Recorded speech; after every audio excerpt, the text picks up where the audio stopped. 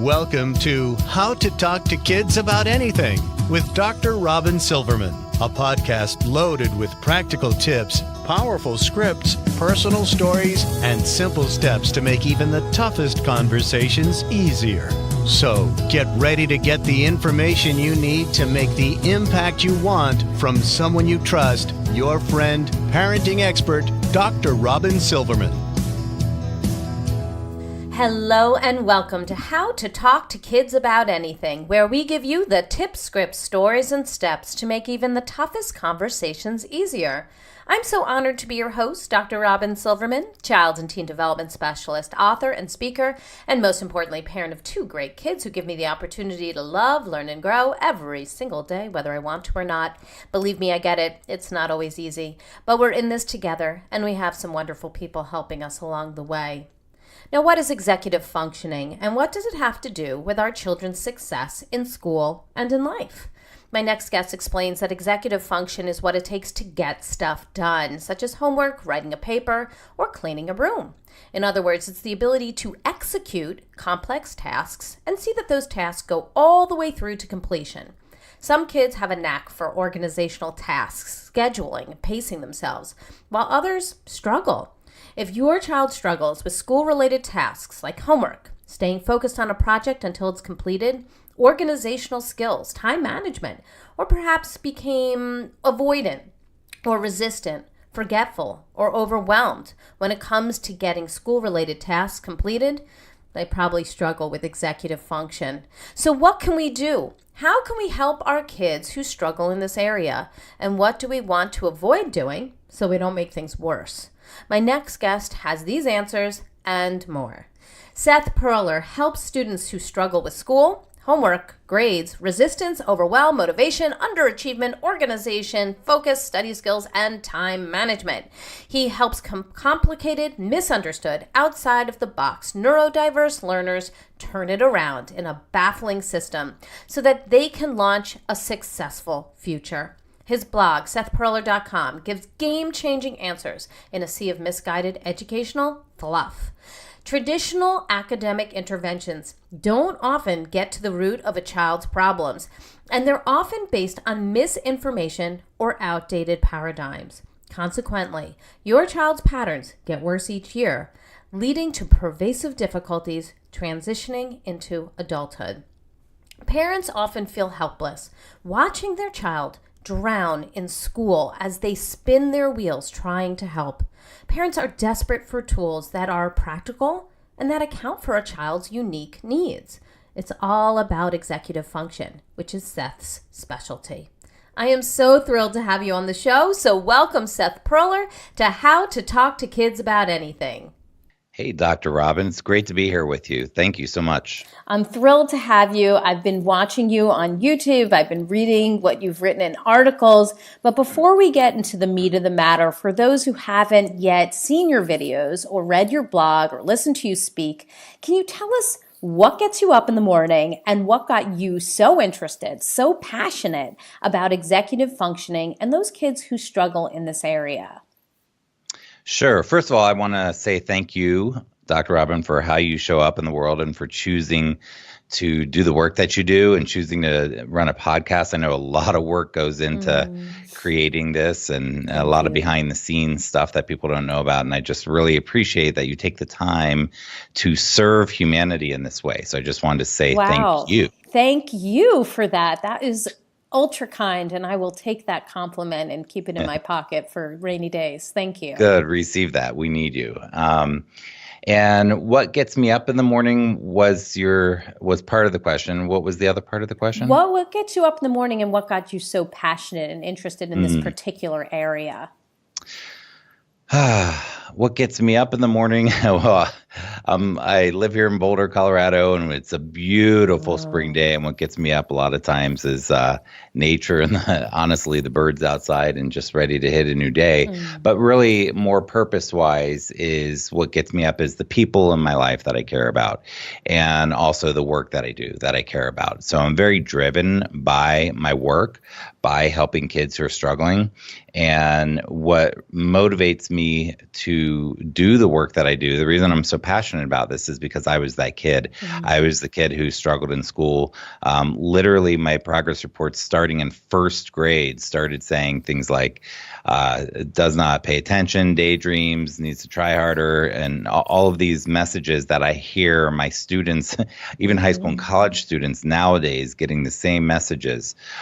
So I struggled a lot, and I don't like to see other human beings struggle, and I like to be able to help students who are going through this figure out how to navigate it in a way where they can get through this stuff with much more effectively.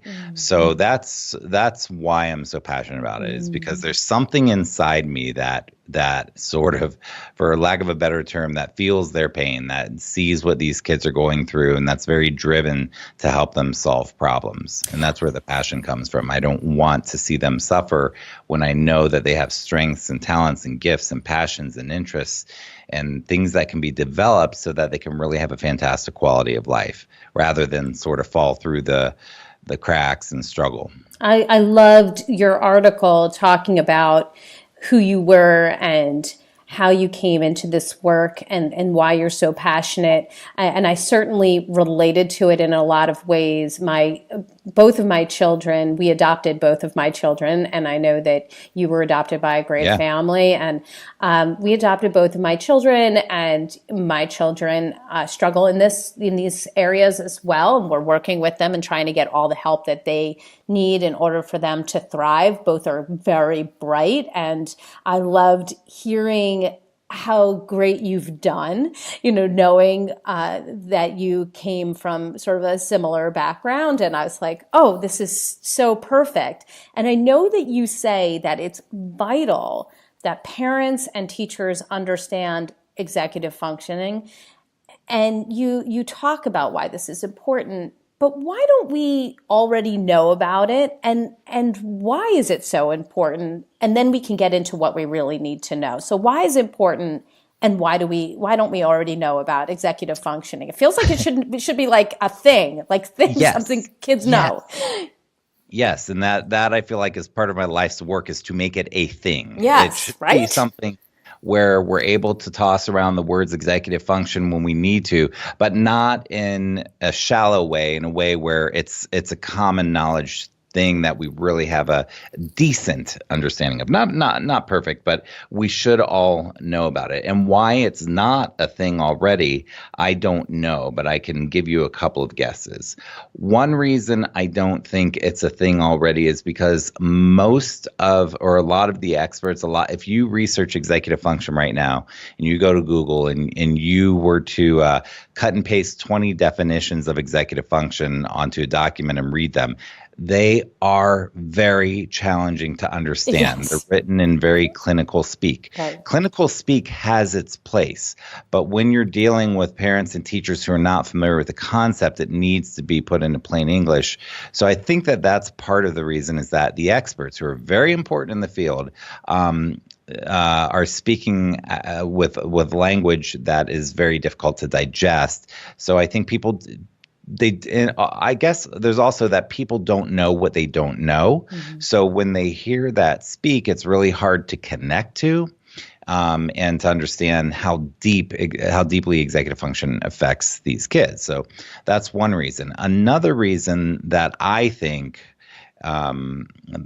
that it's not a thing yet is that the quote system, so to speak, which has a lot of great teachers, a lot of great people, a lot of people who have dedicated their lives to serving kids, but the system itself, it doesn't want things to change unless there's a benefit to sort of the puppeteers, if you will. Mm-hmm.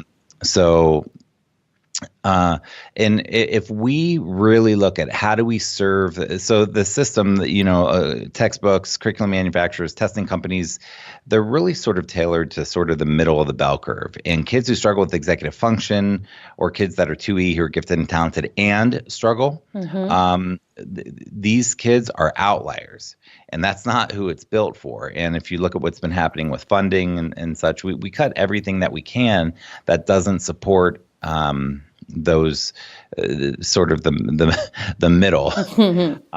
we don't want to pay for really meeting the needs of kids who really have more needs. So if we go down this rabbit hole, it really exposes sort of these needs that a lot of kids have. Mm-hmm. It's a lot easier to blame them and say, oh, these kids just don't try. They're just not disciplined. They're just not motivated enough, and to sort of put it on them. Mm-hmm. So that's my my little rant on why it's not a thing yet. Now, why it's so important is did you want to share anything? Go on in. Yeah.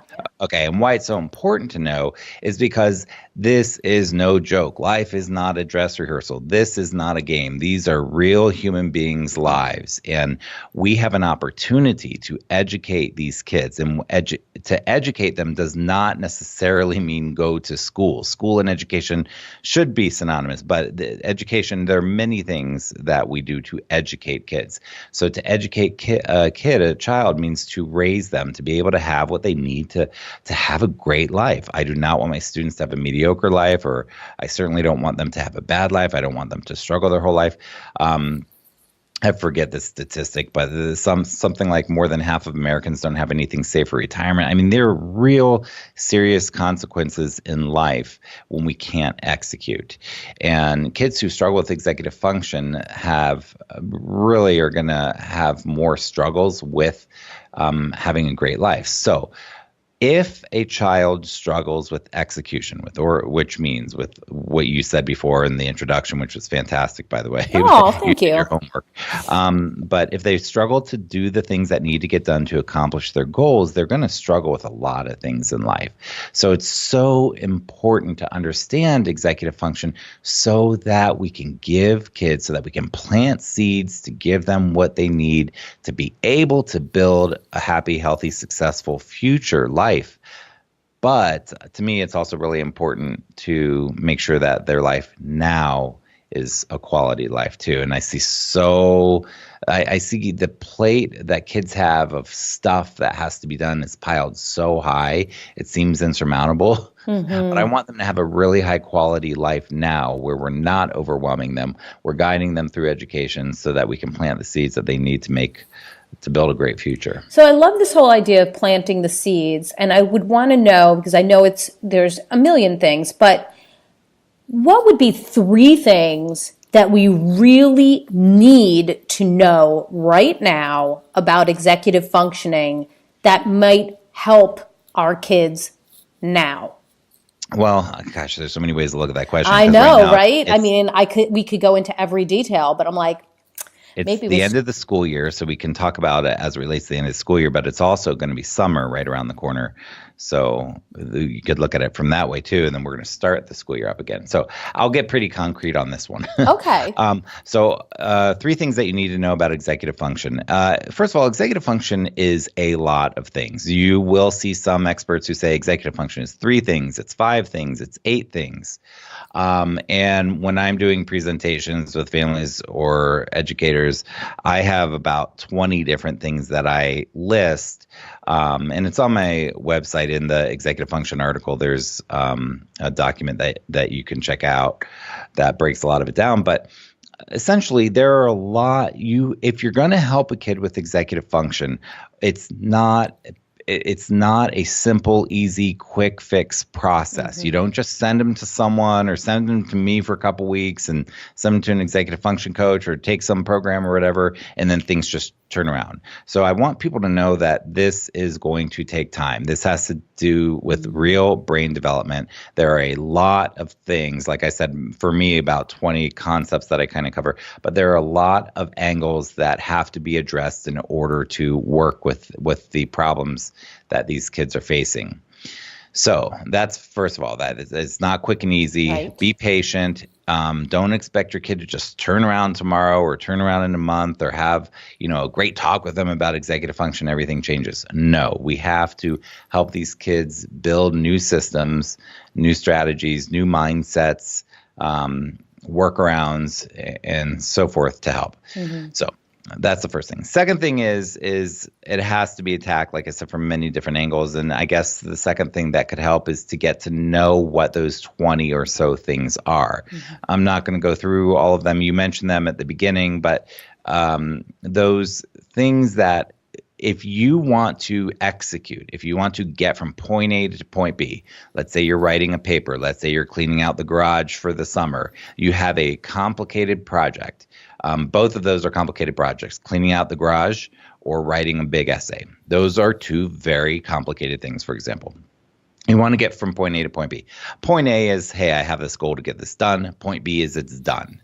It's not part done. It's not 99% done. It's not 90% done. It's not half done. It's done. It's completed. Now, for a student, completion means it's been turned in, not it's been done. And I think a lot of kids feel like, okay, when it's done, it's done. But no, it needs to be turned in. And that's something a lot of kids And their name needs to be on it. And their name needs to be on it. That is. I'm like, I tell my son, I'm like, you finish this. If you turn this in like this, somebody else might get credit for your great work. Yep. So the second thing is to know all of these different angles. So in order to get from A to B, you have to understand these 20 things, which would be like, in order to get from A to B, they have to have the skill of planning. They don't just have to use a planner or a calendar or an agenda. They have to develop the skill of planning. It's not just handing them a planner. And we see kids with strong executive function figure out the skill, and it almost seems like it almost seems like it's just because they care more, but they have been building the skill of planning for many years, and they just are not conscious of it. But they've built the skill. These kids don't have the skill of planning, so that has to be developed. They don't, and that's not just using the calendar. That's short-term planning, daily planning, long-term planning.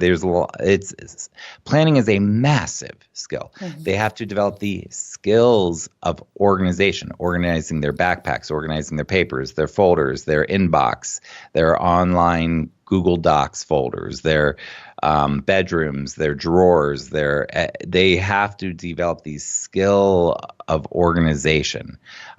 So there's planning, there's organization, there's time management, there's prioritization. They have to develop the skills to be able to prioritize what they need to instead of prioritizing video games or other things that might be more interesting to them.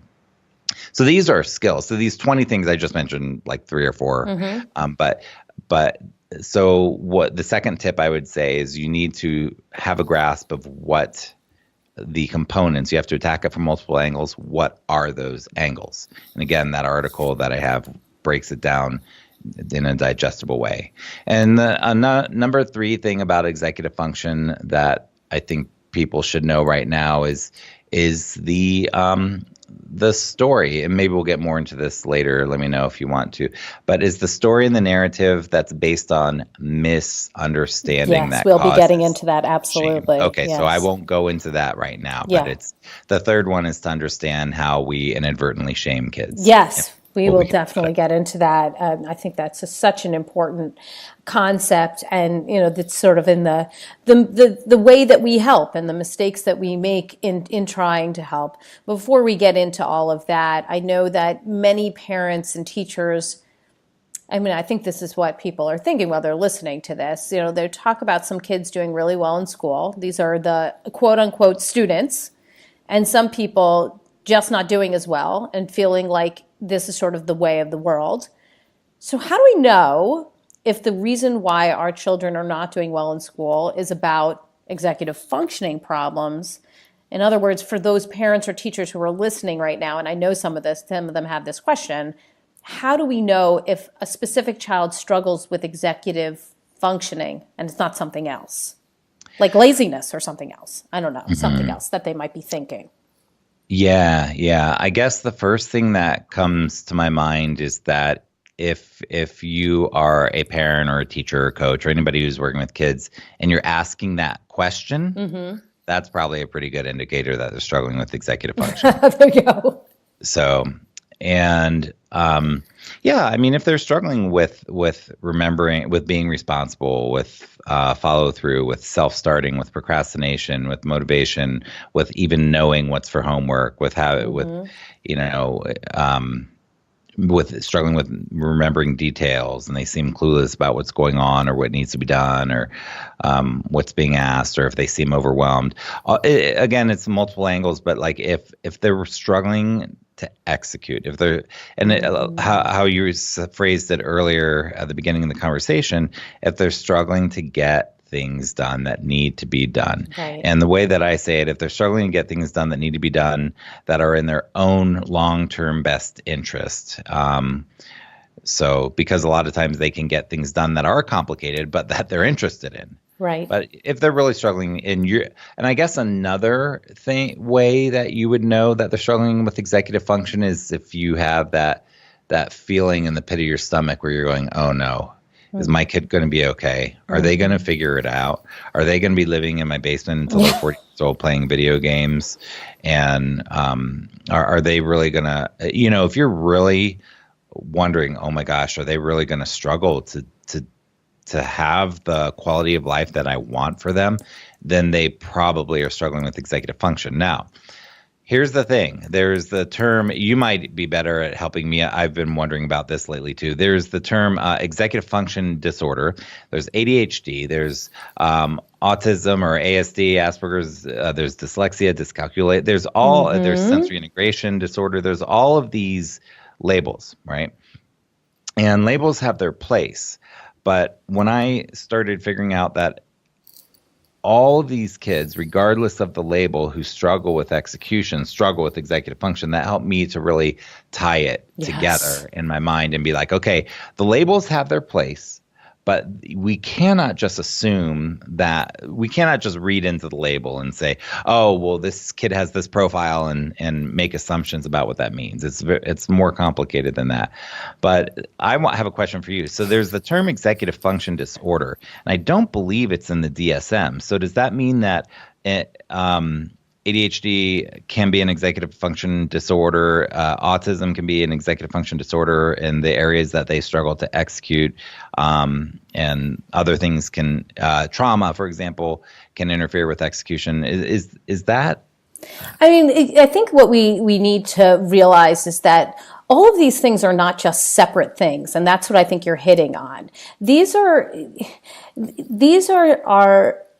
challenges that kids have that are tied in with each other in so many ways. That's why we wind up having kids who have multiple challenges. They have ADHD and anxiety and something else. And I think you're absolutely right that executive functioning is one of the areas that a lot of children are challenged with when they have these different diagnoses. It's because it's a brain thing. It has nothing to do with their character. It has nothing to do with who they are as a person. It doesn't even have to do with necessarily their capabilities. It has to do with something related to their brains, and as you've talked about many times about the prefrontal cortex, it has to do with the amygdala. It's all of these different parts. So when you're talking about these kids, and when educators are talking about it, parents are talking about, well, no, my kid has this, not that. My kid has this, that, and that. It's actually more in line with a continuum and more in line with how these things sort of overlap. Then all these separate things we're talking about. Yeah. So executive functioning is absolutely an area where that links a lot of these different diagnoses. And that's why we see so many commonalities between these kids. Yeah.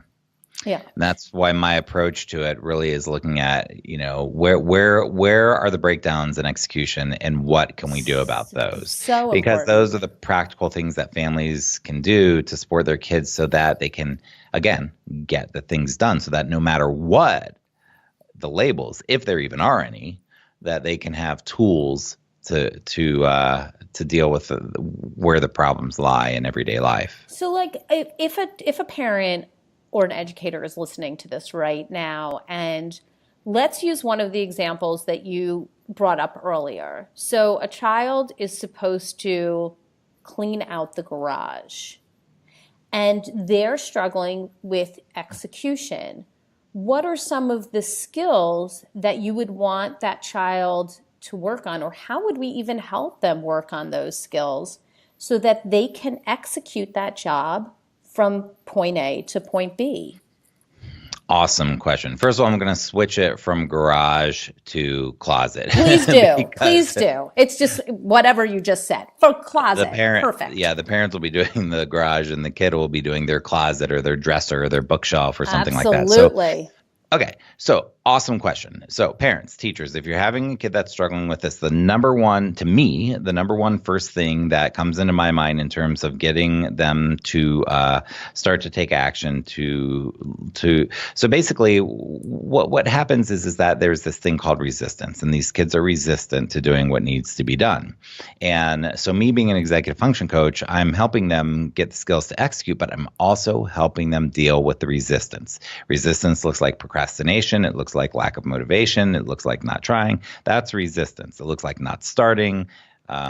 So the first thing to do if you really want to help a kid is not to force them, is not to make them, is not to yell at them, is not to shame them, is not to any of this stuff, but is to build healthy, secure, attached relationship with the kid. Whether you're a teacher or a parent or a friend or a mentor or whatever, you have to build the relationship. There has to be trust there. They have to know that you care about them and like them. And a lot of times these kids feel like they're just being barked at and they're just being told what to do, and they're not having that sense of healthy, secure attachment with the person. In other words, with attachment, and I'd love to hear what you think about this too, but in other words, with attachment, these kids don't feel seen by you or heard by you or understood or known or valued, or like you're not taking the time to really hear what they're saying or where they're coming from or to get them. Mm-hmm. Now, once these kids feel seen, and this is probably the most important thing in my practice, is for me to build the relationship with the kid and help them know that I am a safe person for them to be able to share their fears, their frustrations, their resistance, to be able to openly be able to tell me what their excuses are and where all this resistance is coming from. They have to feel safe with me in order to do that. So the first thing to me, if we want to get them to do, so like I said before, it's not quick and easy. Like if we want them to overhaul their closet this year and get rid of 1 million old toys and old books and old clothes and stuff like that, like we have to really have the relationship where they're going to let us help them. Okay. So, and then that ties directly in to two concepts, buy-in and ownership. So when there is that trust and that relationship, then we can get some buy-in and ownership. So then the next step is, okay, they need to do this. We know that it's like overflowing and there's just so much old junk in there and even maybe old sandwiches or who the heck knows what's in that closet. But it has to be done. And we know that it has to be done this summer, let's say. So then how do we get buy-in and ownership? Well, if we have the trust, then we don't want to tell them you need to do this, but we want to get them, like I always want to get my students to tell me, hey, do you want to work on your backpack today? And I want them to be telling me, yeah, I want to get this done. Yes, I want to feel more in control of this. Yes, I want to feel less stressed. I want to feel more free. I want to not feel so overwhelmed. Like I need that buy-in. And then I want to, the ownership and buy-in are very related, but the ownership is more like, well, how should we do this? Instead of me telling them, adults so often tell kids what they need to do.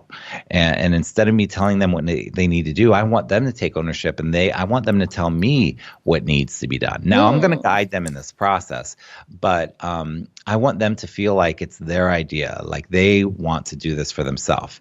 So now we've got relationship where they feel secure. We've got some buy-in and ownership where they're even contemplating this. Now, notice, Dr. Robyn, that I haven't even said a thing about doing any action with the closet yet. Yes. And this is, I think, what is so frustrating for adults because they know this needs to be done. You're going to have consequences if you don't learn how to do whatever these things are, and you just need to get it done. And there's a lot of impatience with adults because they're legitimately scared for the kid. Mm-hmm. But it starts way before just getting the thing done. So then we need to start getting the thing done. Now, when we start getting the thing done, I talked about planning before, and they have to sort of visually and auditorily like plan it in their mind, like imagine, use their imagination. I'm not saying this in a cheesy way. I'm saying literally imagine in their mind, envision, talk to themselves about and this is part of executive function too, what will it look like when I'm done? What will it feel like? What will the process be like? Like, that's planning. And who thinks, oh, I'm going to plan to clean my closet? We don't think about the process, but we go through planning all the time in our mind. They have to think it through and think, oh, what should I do first? Where might I start? They don't have to think it through totally, but there has to be some semblance of them envisioning this so that they can remove the resistance. Now, why are they resistant? I always talk about concrete and ambiguous. Why are they resistant? Because there's ambiguity as to what it means to clean the closet. All they know is it's going to be a massive, annoying job. They don't know where it starts. They don't know where it ends. They don't know how long it's going to take. They don't know how much you're going to bark at them. They don't know all they know is it's overwhelming. So the overwhelm comes from ambiguity. How do you deal with the overwhelm of the ambiguity? You go from ambiguous or abstraction to concrete. What does concrete mean? Concrete means that they actually have an idea of how long it'll take, where to start, what it's going to look like, what kind of support they'll get, things like that. So how do you get it to be concrete? You do that through chunking. How do you chunk? How do you batch? You chunk or batch in two ways. You chunk by time or you chunk by task. I know I'm speaking a bit fast, so I will. I love your brain, Seth. No, I think this is so good. So I will break this down for you people. So you chunk in two ways or you batch in two ways. You either batch by time or by task. That's it. There are no other options in the entire world. So what does that mean? Well, if you chunk by time, then you use one of my favorite tools, a little $5 timer. And people are so resistant to using timers, adults and kids. And it is one of the most amazing things, life-changing hacks. I'm not talking about a timer on your telephone. Why not? Dr. Robyn, do you know why I don't like timers on telephones? Possible distractions that can specifically help.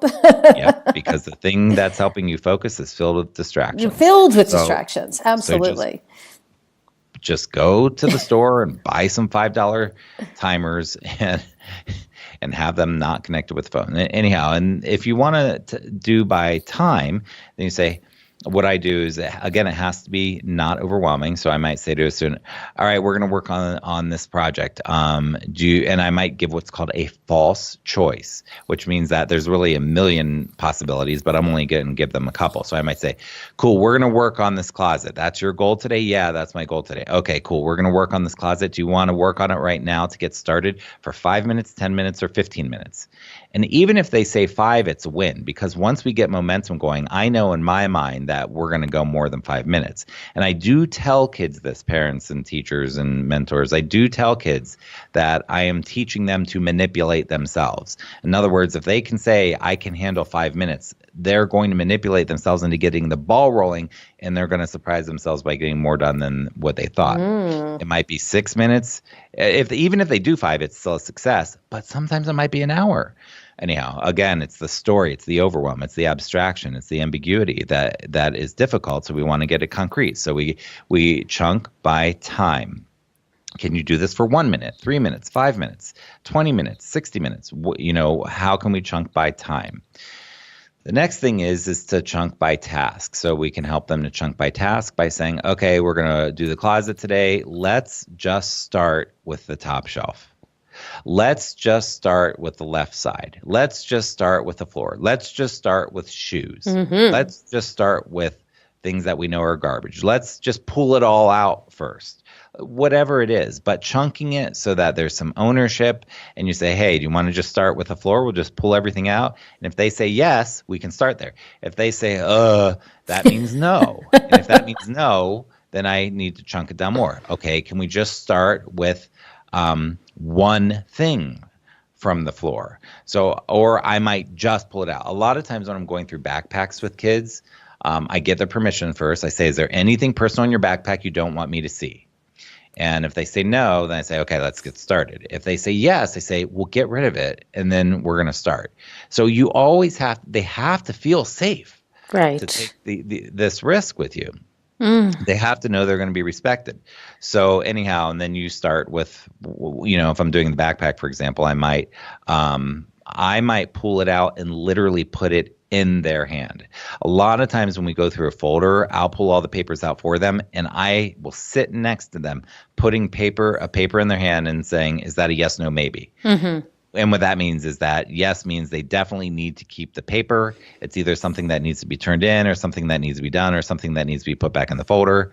A no is it can absolutely positively be recycled. And a maybe is I might need it. So, and I'll put the next thing in their hand and the next thing.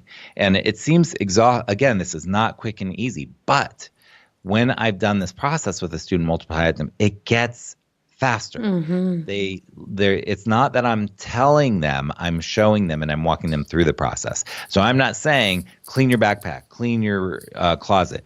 I'm walking them through the process, and I'm doing what's called another term that you parents or teachers can look up is called scaffolding. Mm-hmm. So I'm making it easy. I'm making the goals chunked down. How do you eat an elephant? One bite at a time. A journey of 1,000 miles begins with one step. These are baby steps. They're micro steps. They're millimeters. But that is what matters in this game. Mm-hmm. So you asked me, how do we get from point A to point B? First is the healthy, secure attachment. Second is some buy-in and ownership. Third is start to chunk it down and walk them through the process of whatever the thing is. And the last thing I'm going to go with would be to be acknowledging them.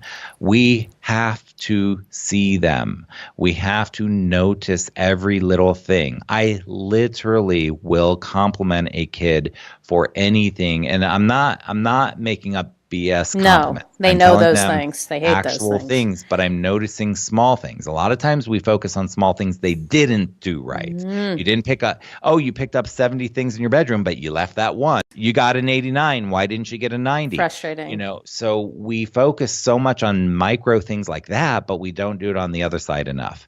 And I talk about the 3-to-1 rule with adults. Can we do 3 compliments to every one perceived negative? And I'm talking genuine, legitimate things that you actually notice. But I will say to them, oh, cool. You just put your name on the paper. Awesome. A lot of people forget to do that. And I don't wait for a response. I kind of look away, but I throw these pebbles of compliments at them constantly. And I cannot tell you, people, how that is one of my keys to success with them. And that is how I can keep them motivated. That's how I can help them feel good about themselves, that I'm noticing. Mm-hmm. Hey, you just picked up your first thing off the closet. That's awesome. Yeah, whatever. No, seriously, you actually took action for the betterment of your life. That's cool. And then let's move on. And hey, you just organized your whole backpack. Do you know what we just did?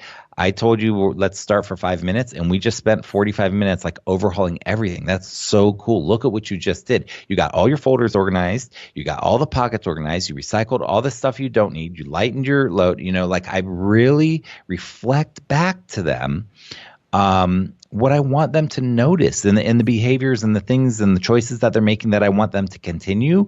We have to reflect it back to them. So that was a 4-stage process. I loved it. I'm going to review that one more time in terms of the big picture. The big picture was number 1, healthy, secure attachment, connecting them, helping them feel seen, heard, understood, and the relationship. Number 2, chunking. And how do you chunk? 2 ways, by time and by task. Number 3, wait, did I forget something? Yeah, buy-in and ownership was number 2. Then the chunking. I don't even have notes in front of me, so I have to memorize this stuff.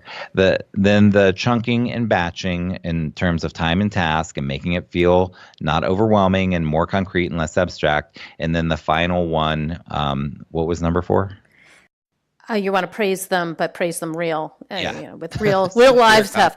I'm just here to help you too. I mean, look, your brain is amazing. I love listening to all the things that you're saying, and it makes so much sense to me. And one of the things that came to mind while you were talking about scaffolding and about making sure that they have these skills is that after you wind up being the scaffold, that you're scaffolding with helping them undo their backpack and sorting it, that they sort of become their own scaffold, because you can go back and say, when they're getting ready to do their closet, we did the backpack already. You already did this. You already know how to do this.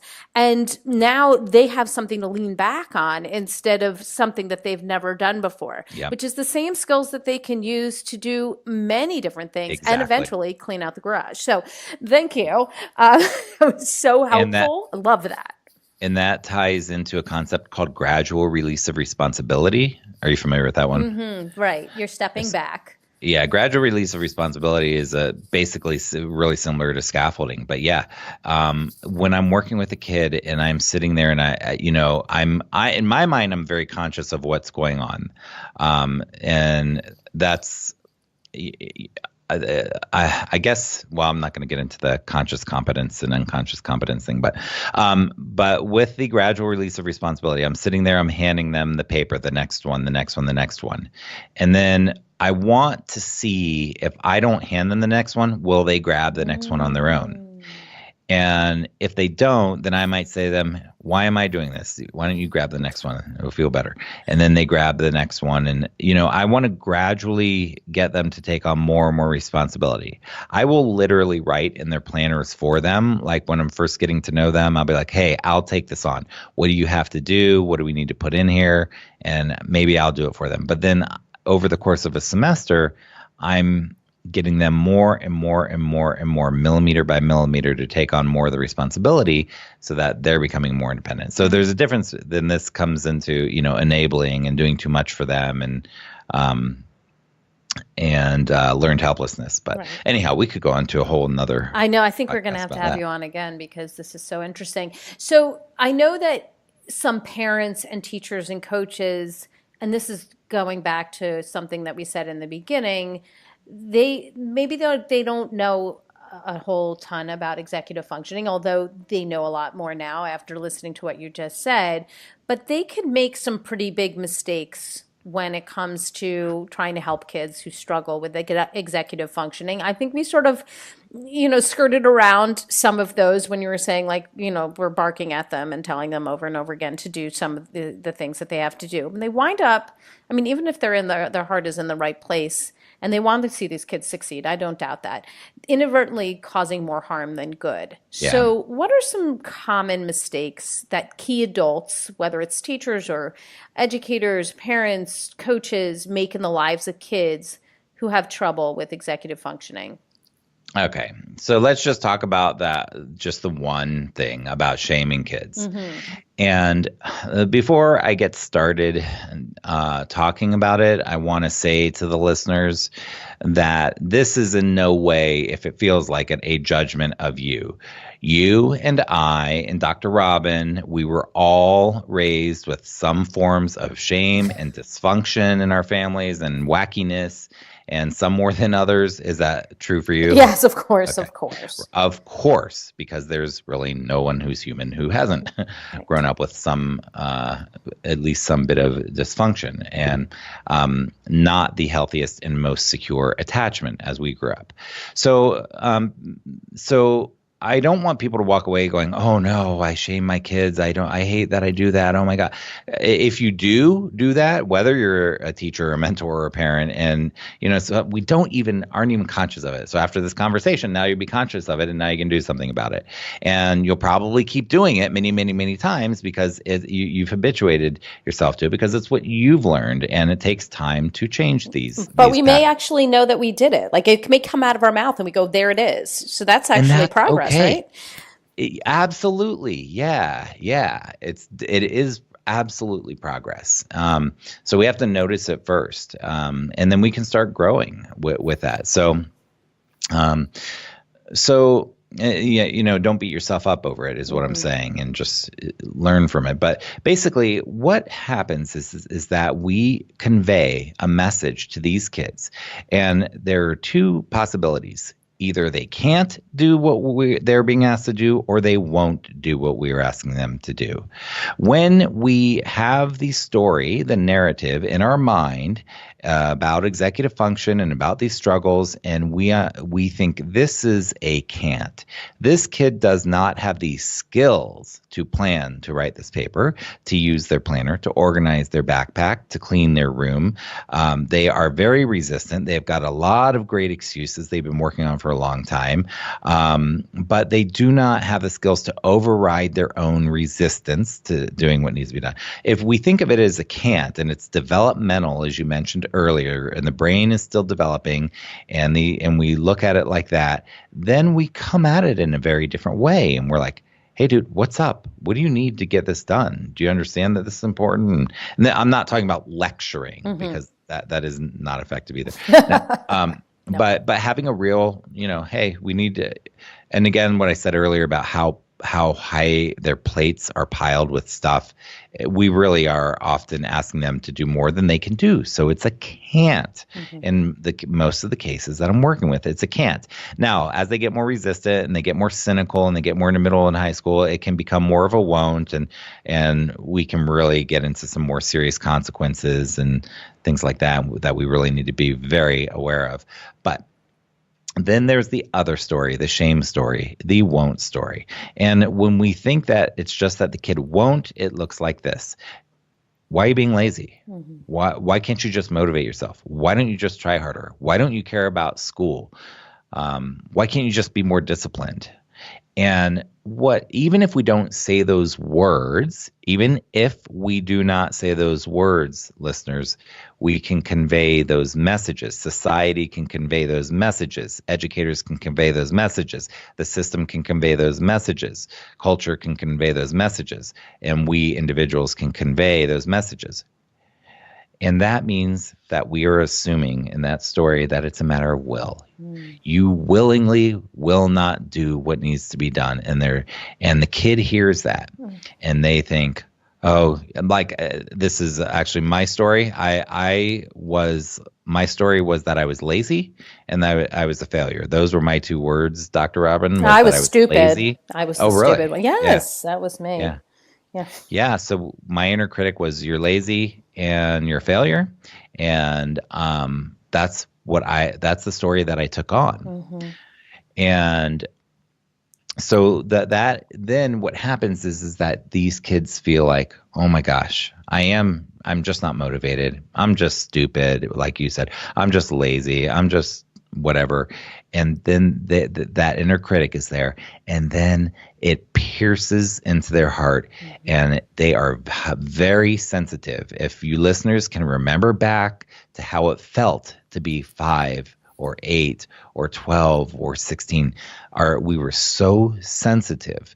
And when somebody was condescending towards us, or when somebody shamed us, or when somebody said something that felt bad, we felt it 10 or 20 or 30 times more deeply than we do now as adults, when we've developed some thicker skin and different ways to work with the world. And when we've learned our own truth about ourselves. At that age, it's so painful. So these kids often are feeling shamed, and shame goes deep. It hurts. They may not say it. They may not act like it. They may act out in other ways. They may withdraw. Who knows? But it's there. They feel it. It's real. It impacts them. And we do not have to come at it with that story. Can we get them to do what they need to do by shaming them or yelling at them or pushing them or prodding them? Sure, we can probably get them to do it. For some kids, it might even get them to, quote, change their ways or see light. But that would more or less be kids who have decent executive function anyhow. But for most of the kids that I work with, they're sensitive, probably for all of the kids that I work with, and they feel it. And they know when an adult is saying something where they're not feeling seen, and they're not feeling secure, and they're not feeling heard, and they're not feeling understood, and they don't feel like you get them. And it can cause a lot more problems than the help. Even if they do what we're asking them to do, does it really change the behavior? What's going to change the behavior? Practice, compassion, practicing going through, executing, walking through the process multiple times. Many, many, many times over a long period of time is what's going to change the brain. Right. Right. And it's important to note that when we are saying these things or conveying these things, whether it's us or society or school or whatever, that becomes their identity. It becomes their voice. Yes. Your voice becomes their voice. Yes. And so we wind up, it pierces their heart and becomes part of them. And I when I'm speaking, I often talk about how important that statement of I am is, because they wear it like a cloak, right? I am either something positive or I am stupid. That's who you are. That's what identity. That's who you're telling yourself you are. So when we're doing that, then that becomes the thing that gets in our way. I mean, I am stupid, so why even try, right? I'm lazy, so nobody's expecting anything of me anyway, so I'll just give up here. So if you have a child sitting in front of you who has struggled with executive functioning, and all this time people have told him he isn't trying hard enough, or he's a daydreamer, or he needs to apply himself, and he's thinking to himself, I'm stupid, I'm lazy, I stink at this. What can the key adult, the parent, the teacher, the coach, say to this child now? I want you to imagine that the child's in front of you right now, and we have this opportunity to now help them to understand that this is the story that he's been telling himself. It's a lie. The story that others been telling him, and it's untrue. And it's actually an executive functioning issue. So in plain English, what would you say? I mean, I guess the first thing I would say is nothing. The first thing I would say is that I want to hear what they have to say. So I want to really hold space, an emotionally safe space for them to tell me, for me to really see them and not interrupt them and really say, oh, why do you feel that way? Oh, tell me more. Tell me more. Like really have a real conversation, not a 5-minute conversation, a real conversation where I'm honoring them and listening to them and holding space for them and understanding them and seeing them and hearing them. So the first thing I would say is nothing. I would listen and listen 10 times more than I think I should and really try to get where they're coming from. So that's first.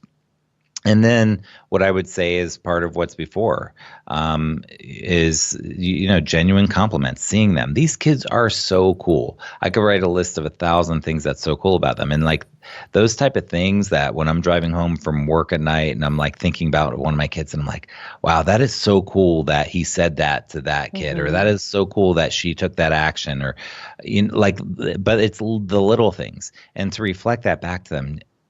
Yeah, I hear you. I totally hear you. You know what I think?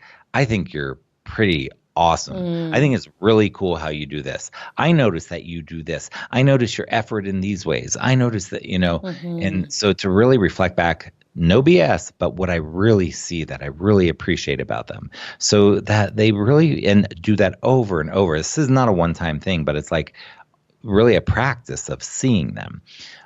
So I guess that's part of what I'd say. And then the third thing that I would say, so the first thing is I wouldn't say anything. The second thing I would say is reflecting back the awesomeness in this human being with all this potential and all this greatness in front of me, like really seeing that human being.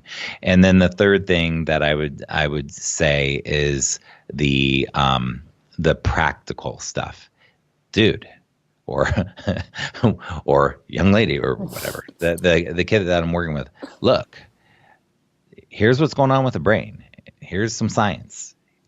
And what that does, that's so powerful, is it destigmatizes it in a way, if you don't say it in a stigmatizing way, but it destigmatizes it and scientificizes it. Is that a word? I like it. Let's start using it.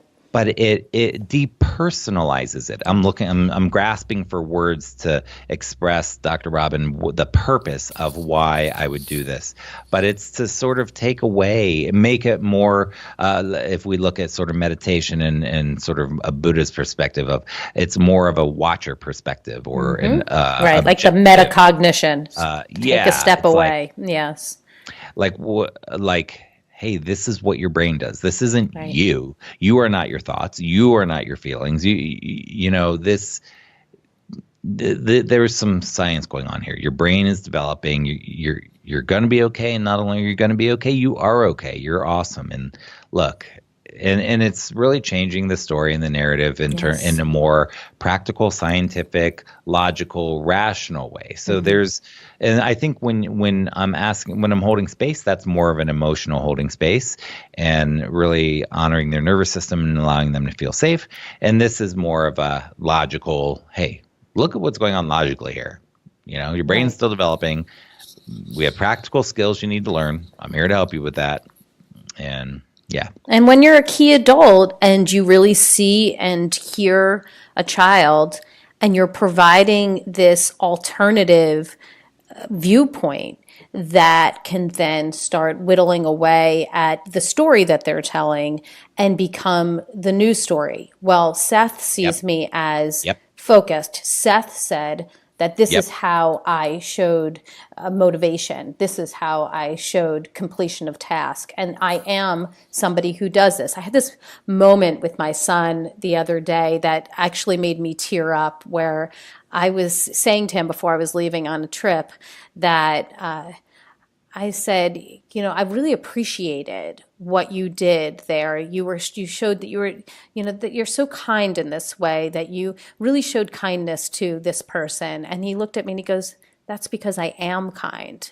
And I just had this moment, because it was like the first time that really happened, where I was like, he's internalized it. Like it's happened, it landed. He sees himself that way. That is so important for all of those kinds of character-based skills and being, you know, that you are this person who makes other people feel good, that you makes yourself feel good, that you can be proud of, and that we see as valuable and interesting, and then can have great impact on the world in all different ways. So I really appreciate talking about us as the key adult that can then change the narrative, because we can. So at this point, I'd love that top tip. What is the most important message that you want to send to us today about executive function and the children who are in need of help?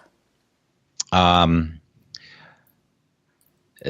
mean, this might sound cheesy to some people, but love. It's all about love, and love is all about healthy and secure attachment.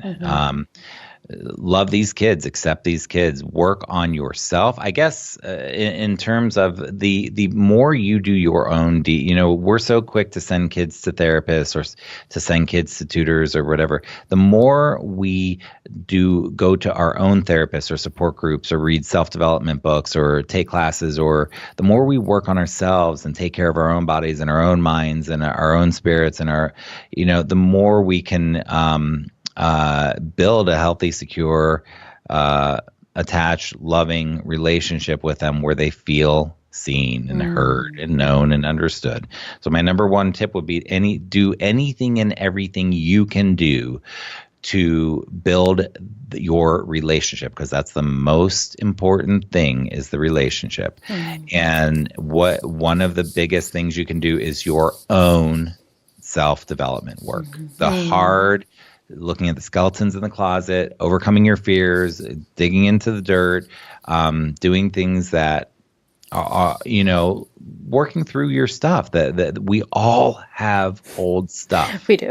We all have our stuff. And there's no place to get with it. But there is that when our kids see, even if we don't even talk about it, when they see us taking self-care, self-love actions, that is such a powerful message to them for how to live in this world. And when we don't, that's a powerful message.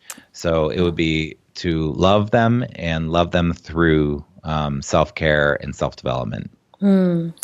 What a gift you are to these kids and to us today to provide so many great, interesting information and tips and just how to talk about this, because it's such an important topic that sort of remained, I don't know why, but under covers, and we need to get it out there. So give us the resource of the week. Where can people go to get more information about you and all the things that you're offering? You can go to my website, which is my name, SethPerler.com, SethPerler.com. And on the homepage, you can plop your name in there, and I send out a free mini course about executive function on videos. And then I send a weekly update. On the homepage, I have a link to an article about executive function in 2E. On both of those articles, there's a downloadable PDF you can use. But those are sort of a great place to start to get started. You can also go to my YouTube channel and subscribe. I put out a video every week. And what I try to do there is really solve someone's problem every week. So people email me from literally all over the world and ask me questions. And they'll say, I'm struggling with my kid with this or that. And I spend some time going in a deep dive to really break down how to deal with any number of situations. So good. So many Yes.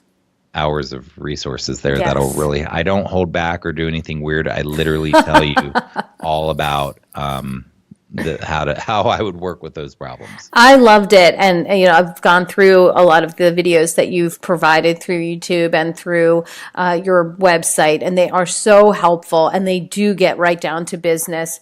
I just want to thank you so much for coming on today and for helping us to understand more about executive function.